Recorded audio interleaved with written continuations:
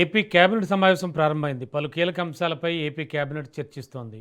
ఈ భేటీలో అమరావతి రాజధాని ప్రాంత అభివృద్ధి, భూములిచ్చిన రైతులకు ప్రయోజనాలు, పలు ప్రతిష్టాత్మక ప్రాజెక్టులకు భూ కేటాయింపులతో పాటు పారిశ్రామిక పెట్టుబడులకు ఆమోదం తెలపడమే లక్ష్యంగా కీలక నిర్ణయాలు తీసుకోనున్నారు.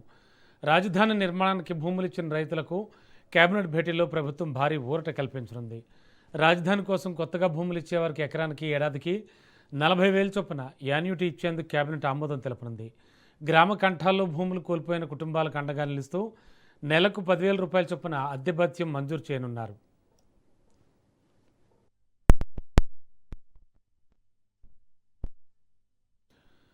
ఇదే అంశానికి సంబంధించి లేటెస్ట్ ఇన్ఫో అందించడానికి మా కరెస్పాండెంట్ సంతోష్ సిద్ధంగా ఉన్నారు.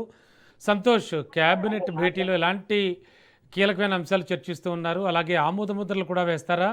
ఎన్ని గంటల వరకు కొనసాగనుంది భేటీ?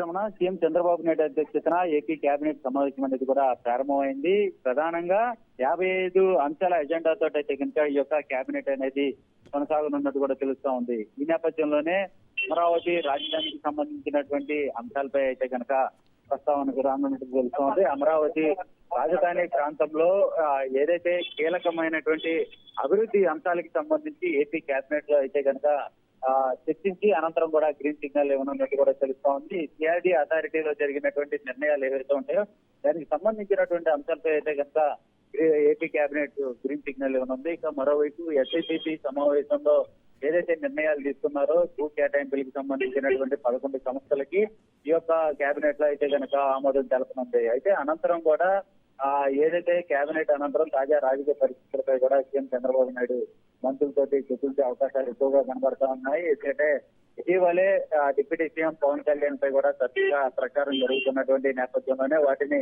ఏ విధంగా తిప్పికొట్టాలి, ఏ విధంగా ప్రజల్లోకి తీసుకెళ్లాలి అన్న దానిపై అయితే కనుక సీఎం చంద్రబాబు నాయుడు మంత్రులకి దిశానిర్దేశం అనేది చేయనున్నట్టు కూడా తెలుస్తూ ఉంది. Okay, thank you Santosh.